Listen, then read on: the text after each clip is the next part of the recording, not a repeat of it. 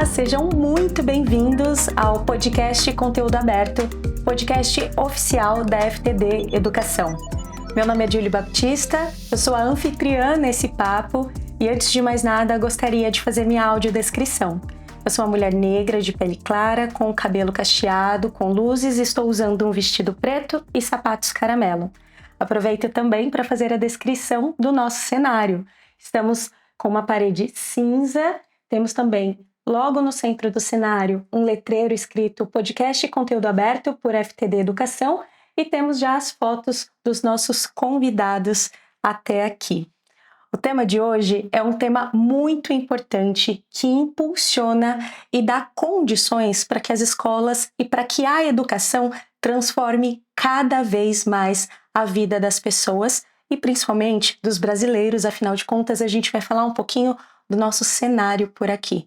Parcerias entre escola, comunidade e empresas.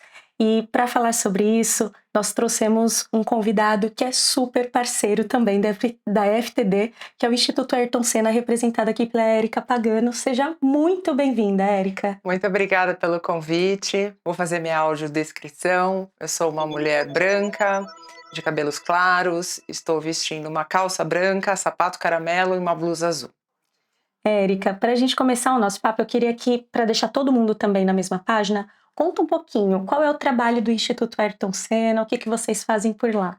Bom, o Instituto, ele foi fundado, ele é o grande sonho do Ayrton, né? A gente diz que é o legado do Ayrton. O Instituto foi fundado em novembro de 94, no mesmo ano do acidente, né? Que foi em maio.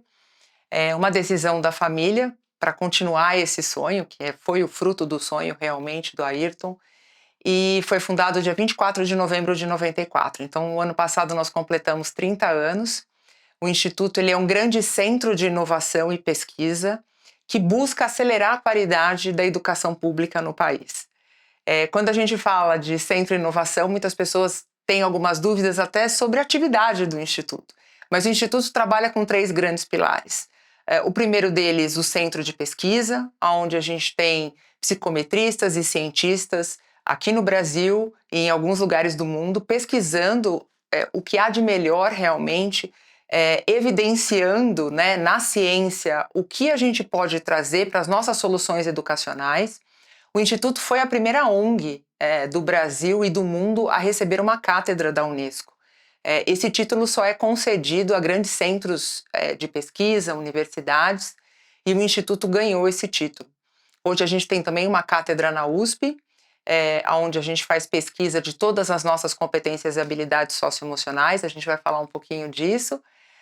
O segundo pilar do Instituto é que toda essa solução, toda essa metodologia, toda essa inovação e ciência na educação seja aplicado, né, na sala de aula. E o nosso segundo pilar, ele é sobre disseminação. Como que eu dissemino esse conhecimento? Então, o Instituto tem um modelo de negócio que visa impactar e nós estamos falando de escala, né? A gente vai falar disso também porque a gente tem uma população estudantil muito grande no Brasil. E o terceiro, não menos importante, que é fazer advocacy disso. A gente precisa falar sobre educação, a gente precisa influenciar que as outras pessoas falem de educação. A gente precisa que a educação seja a pauta estratégica do Brasil, né? Então, a gente trabalha hoje em cima desses 3 pilares. Muito bom. E aqui nós vamos falar de educação, né, Érica? Com certeza. E para começar e entrar de vez no nosso tema, que é sobre parcerias, o que diferencia uma parceria para pró-educação de uma mera doação ou até mesmo de ações que acabam sendo marketing? Essa é uma pergunta interessante porque a gente tem muitas causas genuínas, né, para trabalhar não só no Brasil como no mundo. As pessoas, elas precisam de atenção, a gente tem causas ambientais que precisam de atenção, a gente tem muitas causas para trabalhar. Mas quando a gente olha a causa da educação, ela não pode ser tratada como uma causa pontual. A educação é uma causa de longo prazo. O que a gente investe hoje, a gente só vai colher frutos daqui 10, 15, 20 anos. E existe uma tendência imediatista, né, das pessoas quando vão ajudar alguma causa, de fazer essas causas mais emergenciais e pontuais, e que são necessárias. mas que, de fato, muitas vezes não mudam aquele cenário de entorno. Quando a gente vai, por exemplo, a gente vai doar uma cesta básica ou a gente vai pintar um muro de uma escola, isso é uma ação pontual. Não que ela não mude, ela muda, mas ela não muda um cenário, ela não muda uma cidade, ela não muda a vida, de fato, de um jovem ou de uma criança. Então, quando a gente tem uma parceria onde uma empresa ela tem a consciência e ela já trabalha com educação, com os seus colaboradores, com os seus clientes, ela fala de educação e ela tem educação como propósito, isso não é só uma ação de marketing. De fato, a gente está aliando estratégia, e que o Instituto tem bastante, capilaridade, que o Instituto também tem, e, claro, o investimento de uma empresa que quer continuar esse propósito. Então, eu separaria as ações pontuais de marketing, que em alguns casos até soa como oportunismo em algumas empresas, mas investir em educação é uma causa de longo prazo. E aí a gente tem que ter, de fato, essa sinergia com a empresa, que também tem foco em educação. E, e vamos falar dos agentes aí dessa parceria, né? Dentro dessas parcerias, para você, qual que é o papel da escola dentro de tudo isso? O que que os gestores podem fazer? Qual que é o primeiro passo? E também a mentalidade que se precisa ter para estabelecer esse tipo de parceria.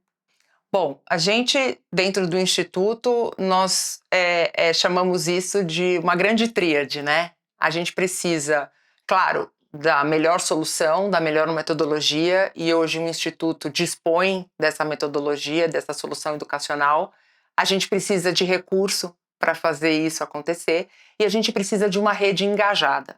Então, quando a gente fala da escola, nós não estamos falando somente daquele ambiente escolar de professor e aluno. A gente tem que falar da rede, a gente tem que falar dos diretores, a gente tem que falar dos coordenadores pedagógicos, a gente tem que ter todo esse ecossistema muito engajado para que isso dê certo. Então, a escolha do Instituto, muitas vezes, em que território que ele vai atuar, é uma escolha do Instituto, baseado em índices educacionais. A gente precisa ver o quanto de ajuda aquele município, aquele estado, ele precisa. A gente precisa do recurso, né? E a gente precisa desse engajamento da escola, dos coordenadores pedagógicos, do educador. A gente precisa que tudo isso funcione para que, de fato, a gente consiga colher os frutos, os resultados, os indicadores que a gente quer ter naquele território, né? Para que a gente mexa o ponteiro de fato. E quais são os cuidados que uma escola precisa ter para não cair, às vezes, em propostas de parcerias que buscam apenas ali aparecer mesmo e utilizar ali da escola como um palco de marketing ou de uma boa ação nas redes sociais, que, como você disse, não causam a transformação total, vão ali para um tema pontual e, às vezes, a exposição causa até alguns problemas, né? Quando a gente está apresentando esses projetos para as empresas financiadoras, a gente sempre apresenta isso dentro desse ecossistema de rede. A gente tira um pouco o foco, de fato, da escola em si, porque muitos parceiros querem visitar a escola. É óbvio, todo mundo tem interesse. Se a empresa está financiando aquele projeto, é muito importante que ela conheça, né? Que ela vá e que ela entenda como o aluno está aprendendo, qual que é, de fato, o desenvolvimento que está acontecendo ali dentro daquele projeto. Mas a gente procura deixar isso muito em segundo plano e trabalhar com indicadores, trabalhar com o que a gente sabe fazer e que as empresas confiem no trabalho do Instituto em parceria com essas escolas. E nós, em conjunto com essa rede, nós escolhemos uma, duas escolas, por exemplo, no ano, em que a gente possa realmente levar esses parceiros para fazer a visita. E a gente trata isso com muito cuidado, né? Isso tudo ele é acompanhado por um coordenador pedagógico, pelos professores, pelo diretor.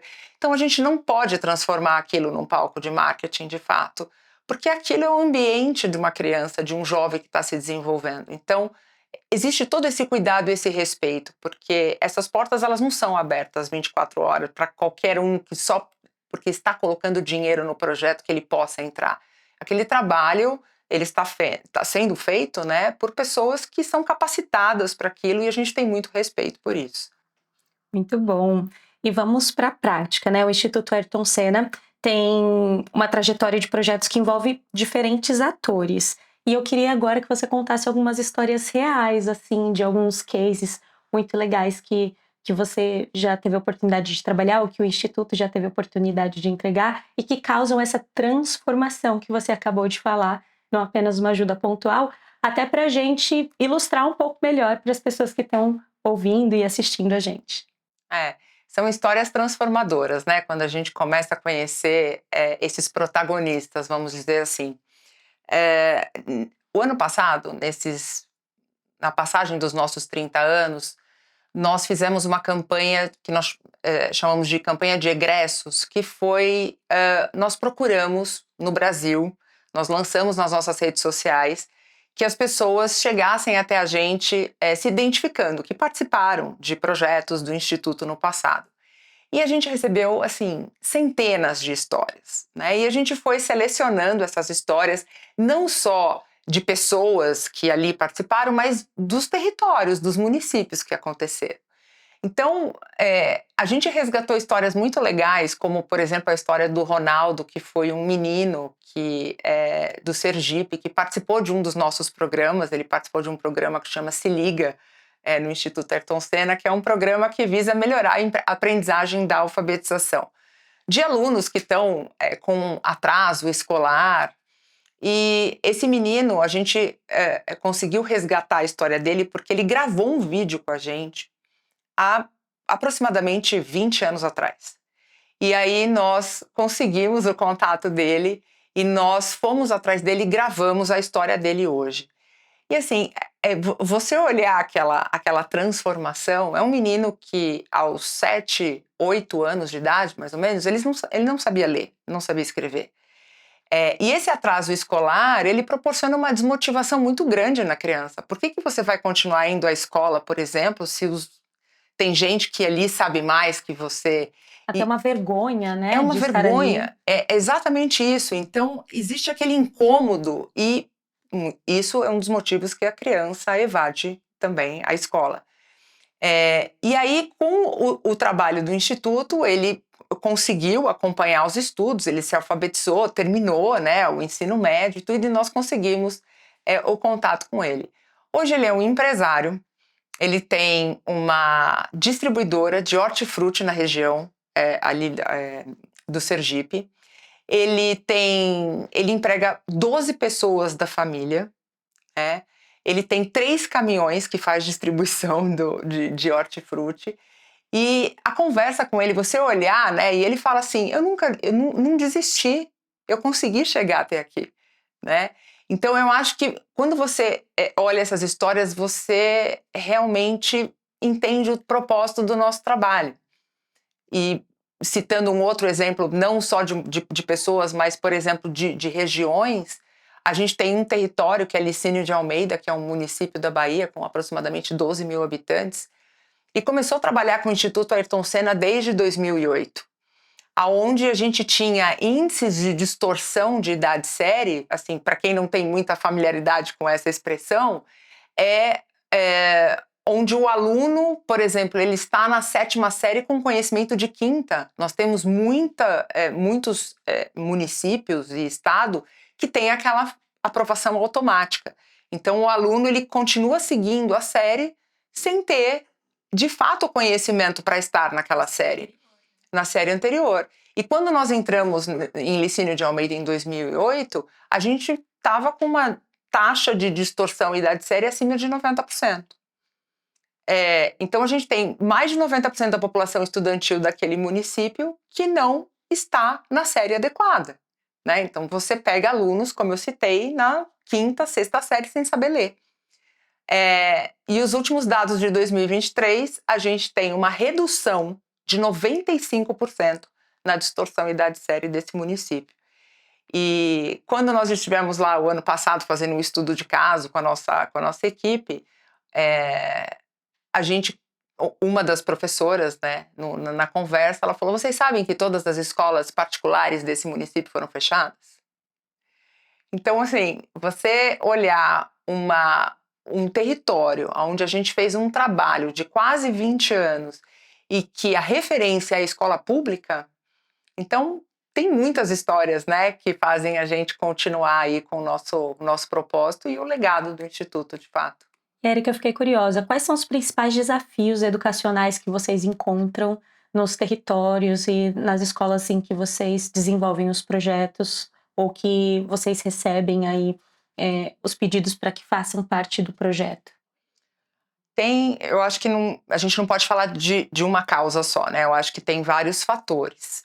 Mas eu acho que os principais, eu acho que o primeiro dele, a gente tem um grande desafio político, né? Não dá para a gente fechar os olhos para isso, porque muitas vezes a gente começa a implementação de um projeto e esse projeto é descontinuado por uma questão política, uma decisão política. Então, entra um partido, sai um partido e aquele projeto pode ser descontinuado. E, reforçando, educação é algo que a gente tem que trabalhar a longo prazo.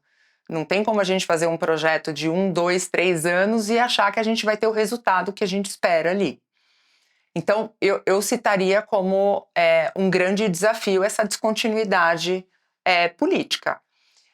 Um outro desafio é a rede não estar pronta para receber, muitas vezes, aquela solução educacional, aquela metodologia em termos de gestão.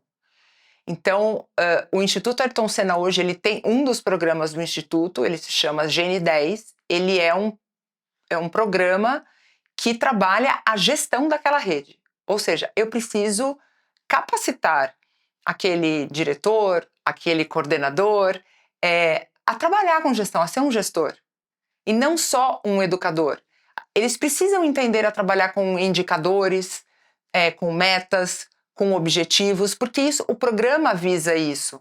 E se a gente não tiver alguém gerindo, né, fazendo a gestão daqueles números e indicadores, vai ser muito difícil a gente ter resultado naquele programa. Uma coisa muito legal que eu acho de pontuar isso é mensurar os resultados, porque muitas vezes a gente pensa na parceria e pode ficar aquela benfeitoria por aquilo mesmo, né? Como mensurar e saber que aquilo realmente teve um resultado efetivo, que realmente fez a diferença, né? Então é muito importante essa formação para os gestores, saber lidar com dados hoje em dia, né? A gente fala muito sobre dados, sobre tomada de decisão baseada em dados. Isso é um papo que a escola precisa viver também, né? Precisa, é imprescindível isso e nos nossos programas, a gente tem 2 programas, inclusive, que na própria sala de aula a gente coloca cartazes. E não só o gestor, né, o diretor, o professor, ele tem que saber lidar com os dados, mas a gente já ensina o estudante a essa atmosfera. Então ele chega, ele tem que colocar lá a presença dele no quadro, ele tem que colocar, ele tem que indicar se ele fez a leitura, por exemplo, se ele fez o trabalho de casa. Então a gente acostuma também aquele aluno a ter disciplina. E, obviamente, a escola vai ter dados para reportar. E o próprio gestor, o educador, o professor, ele vai saber que o trabalho dele está dando certo, né, mediante aquilo. Essa questão da presença é um dos indicadores, por exemplo, que é muito importante. Alguns professores, por exemplo, fazem busca ativa a alunos, porque começa a perceber que aquele aluno está faltando demais. O que está acontecendo? Então, a gente não pode permitir que um aluno não venha na escola e a gente não saiba o porquê isso está acontecendo. Então, a gente tem professores que fazem busca ativa, bate lá na porta e fala: o que está acontecendo? Né? Por que esse aluno não está vindo para a sala de aula? Então, isso é um ponto importantíssimo. Eles têm que saber lidar com isso, com indicadores. A gente tem uma área dentro do Instituto que é o nosso laboratório de dados, para que também a gente forneça resultados, não só para a escola e dizer: olha, vocês estão indo bem, mas para o financiador, porque também está colocando dinheiro no projeto. Então, eu acho que isso é super saudável. Com certeza. E mesmo que vocês forneçam todas essas ferramentas, principalmente na questão da gestão, como funciona a autonomia pedagógica? Os programas do Instituto, eles são muito focados, como, por exemplo, se eu tenho um índice educacional naquele município de distorção idade-série, ou de atraso na aprendizagem, Ou, por exemplo, vou trabalhar competências socioemocionais, que são as nossas soft skills, né? Que a gente trabalha isso intencionalmente em sala de aula. A gente identifica podemos dizer, um problema, a gente identifica essa necessidade de ser trabalhada e é feito todo um planejamento com esses educadores. Então, o Instituto, primeiro a gente tem uma área de articulação e eles entram em contato com o secretário, o prefeito, tem que estar todo mundo muito engajado, Julie, senão a coisa não acontece. E aí sim a gente começa com a formação desses educadores, né? Nesse gap aí que a gente tem que trabalhar, nessa necessidade. Então, primeiro há um processo de conscientização, né? A gente não está lá para mudar absolutamente nada do que está acontecendo na rede. A gente está lá para acrescentar e mostrar para eles que existem realmente outros métodos, outras formas bem eficazes de se trabalhar exatamente aquilo que a gente precisa. O Instituto ele tem algumas formas de trabalhar. A gente tem alguns programas que são aplicados, por exemplo, que nós chamamos formação de duplo foco, ou seja, eu uso aquele professor de matemática que está lá ensinando soma, adição, multiplicação, a matéria em si, e eu formo aquele professor para que ele ensine e desenvolva nos alunos o que nós chamamos de competências socioemocionais. Então, aquele professor, ele está ensinando matemática e ele está intencionalmente na sala de aula ensinando aquele aluno a ser, por exemplo, mais persistente, mais resiliente, ter foco, porque um aluno que tem essas capacidades desenvolvidas, essas competências desenvolvidas, existem pesquisas que dizem que ele acelera o aprendizado cognitivo dele 3 vezes. Então, por isso que também a gente fala muito de que o Instituto acelera a qualidade da educação. Então, quando a gente trabalha essa jornada de duplo foco cognitivo mais socioemocional, isso tem muito resultado. E tem programas que o Instituto separa mesmo a turma. A gente trabalha num contraturno, né? Porque a gente tem que acelerar aqueles alunos para irem para a série exata que eles estão de conhecimento. Então, a gente faz esse programa, que inclusive é um programa que se chama Acelera. Então, a gente tem essas duas formas de trabalhar e os programas também que são desenvolvidos para a gestão da rede, né? E mesmo que o Instituto trabalhe nesse formato de redes, né, ainda há um olhar personalizado para cada unidade ali que vocês acabam tocando e chegando. Quando a gente está fazendo a checagem desse município ou desse estado, desse território, a gente sempre tem um levantamento de todas as escolas. Quais são as escolas que a gente pode trabalhar? Tem divisão de escolas rurais e urbanas, isso tem uma diferença muito grande. E aí são escolhidos pela rede quais são os educadores, que a gente chama os professores multiplicadores, que eles vão passar por toda essa formação. E aí sim, eles vão passar essa formação para todos os educadores da rede, das escolas que forem selecionadas, nesse primeiro projeto que nós chamamos de implantação. Então, é todo o projeto que é desenvolvido junto com esses coordenadores, diretores e educadores das escolas. E como buscar uma parceria como essa? É o município que aciona? Parte das empresas que buscam escolas? Cases que chegam até vocês? Nós temos várias formas, né? A gente tem muitos municípios e estados que nos procuram. O Instituto, ele hoje não recebe verba pública, então nós não recebemos a verba desses municípios ou desses estados. Todos os programas são oferecidos de forma gratuita ao território, financiados por uma iniciativa privada. Então isso pode vir das duas pontas.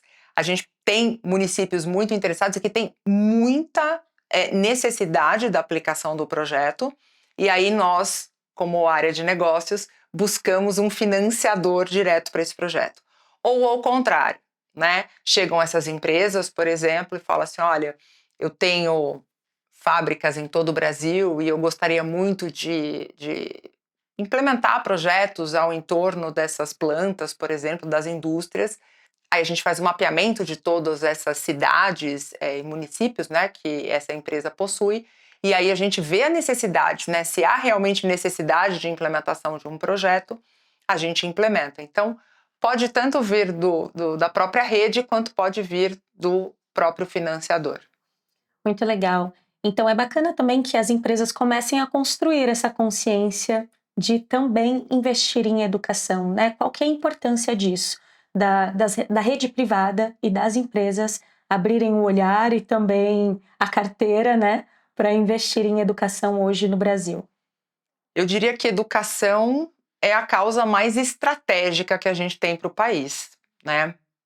A gente tem uma população estudantil hoje no Brasil de 48 milhões de habitantes. É como se a gente tivesse uma Espanha inteira estudando dentro do Brasil. 85% dessa população está na escola pública, e por isso que o Instituto trabalha com foco de implementação em projetos nas redes públicas, porque é onde está a maioria da nossa população estudantil.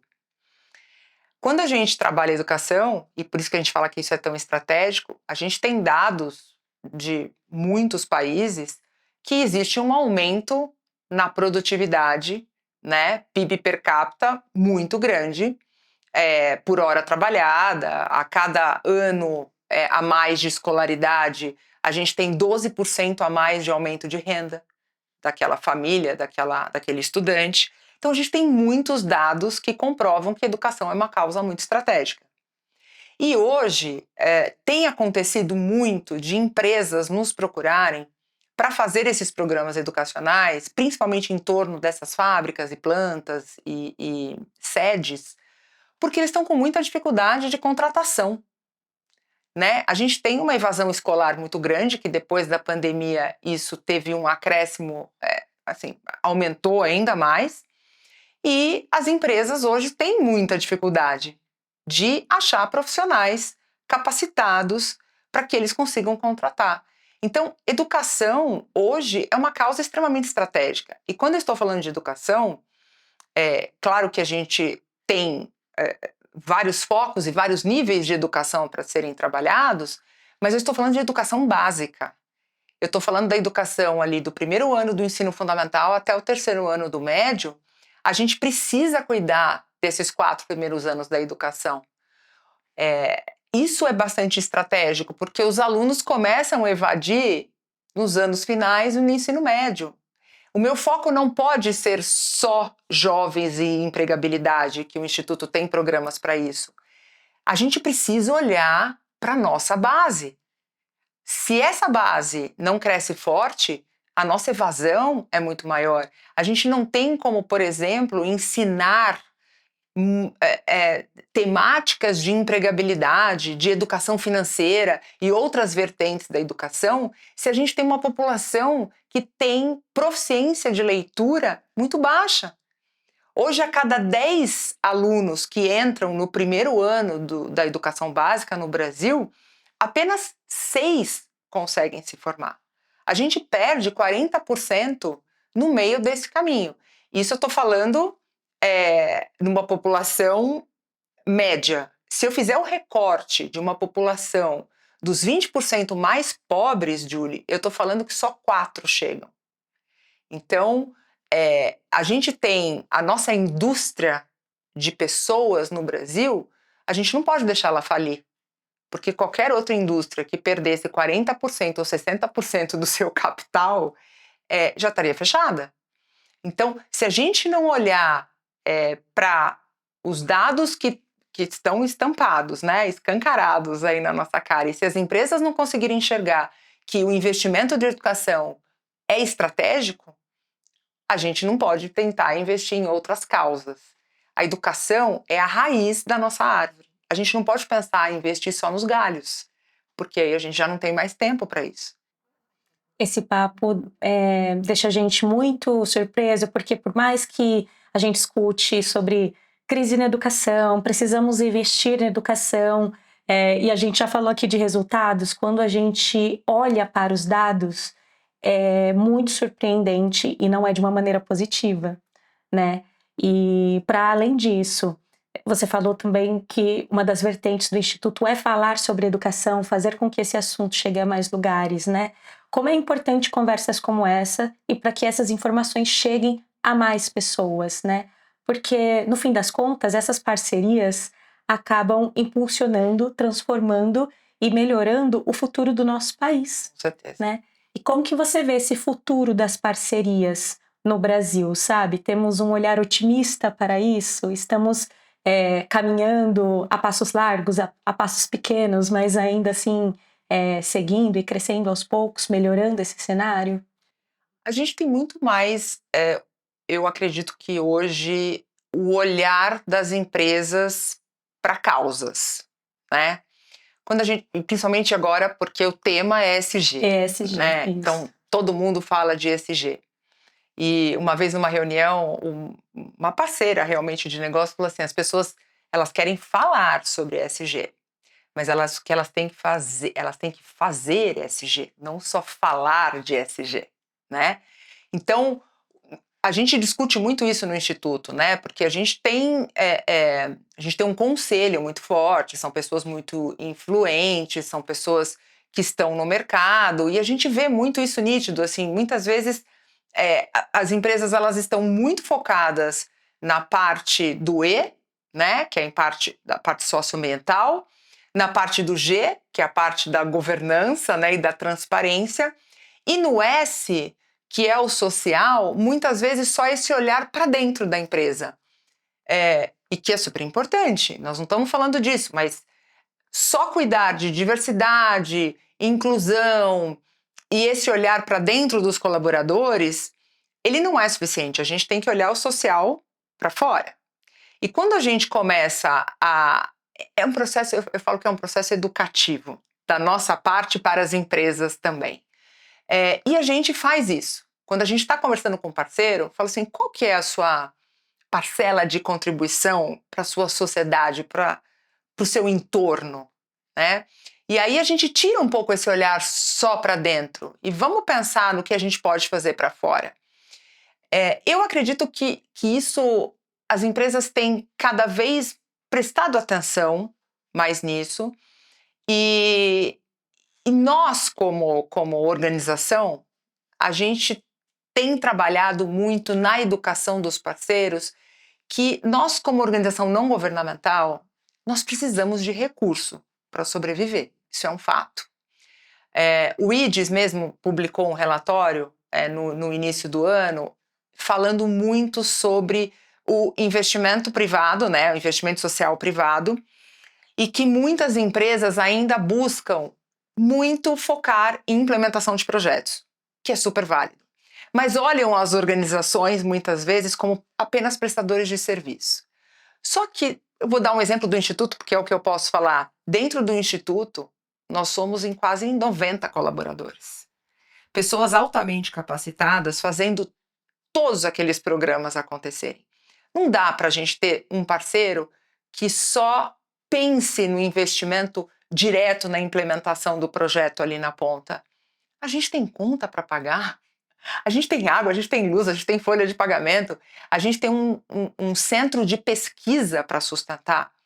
Então, a gente faz um processo educativo com o parceiro, sabe? E eu vejo que sim, as empresas elas estão se atentando mais a isso, mas a gente não pode viver somente do famoso dinheiro carimbado, né? Que a gente fala, no projeto tal, com a equipe tal, a gente precisa de recursos para trabalhar. E essas parcerias de longo prazo, por exemplo, o Instituto tem parceiros que estão com a gente há 28 anos, financiando o Instituto há 28 anos. A gente também agora, a gente teve o congresso da BCR, né, da Associação Brasileira de Captação de Recursos, e o que a gente mais viu nos 3 dias de congresso foi a gente precisa convencer essas empresas a financiarem as organizações de uma forma geral, num todo, e não só em projetos específicos, porque o know-how e expertise de fazer aquilo são as organizações que têm. E a gente precisa receber recursos para isso. Então, eu acho que com as empresas montando seus departamentos aí tem vários nomes, né? ESG, sustentabilidade, responsabilidade social. Eu acredito que essa consciência é um processo. Está acontecendo? Sim. Eu sou uma pessoa otimista? Super. eu vejo que isso tem acontecido. Da maneira que nós precisamos, terceiro setor, que isso aconteça, ainda não.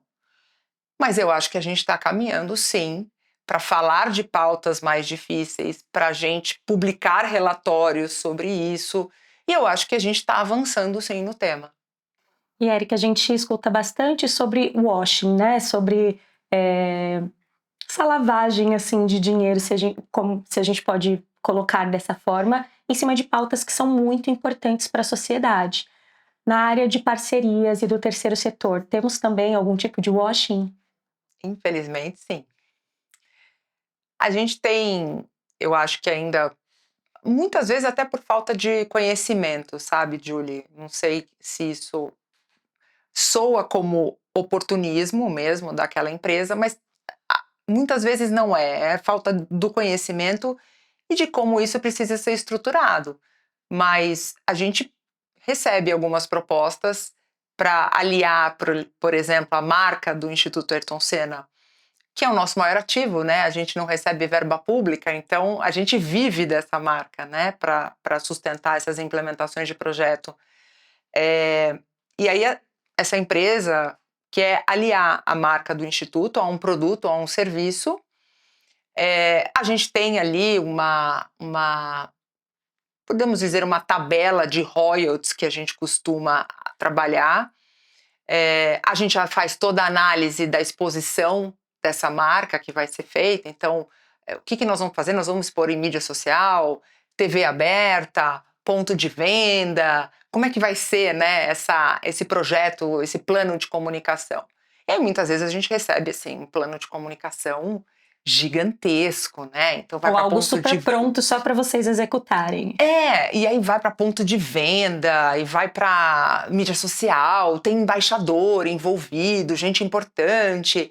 E aí muitas vezes a gente recebe o plano da empresa e vê que o repasse mesmo para a causa, eu não estou falando para o instituto, porque a gente é o intermediário disso, né? Para a causa da educação é, assim, nem 10% de tudo aquilo que ele está investindo em marketing. E aí a gente tem que fazer o processo de conscientização. A gente tem que falar, olha, você vai divulgar a educação, você vai falar que você está investindo em educação, e aí eu vou pôr no meu relatório anual, depois ali o repasse, né, que foi feito dessa empresa, não vai pegar bem.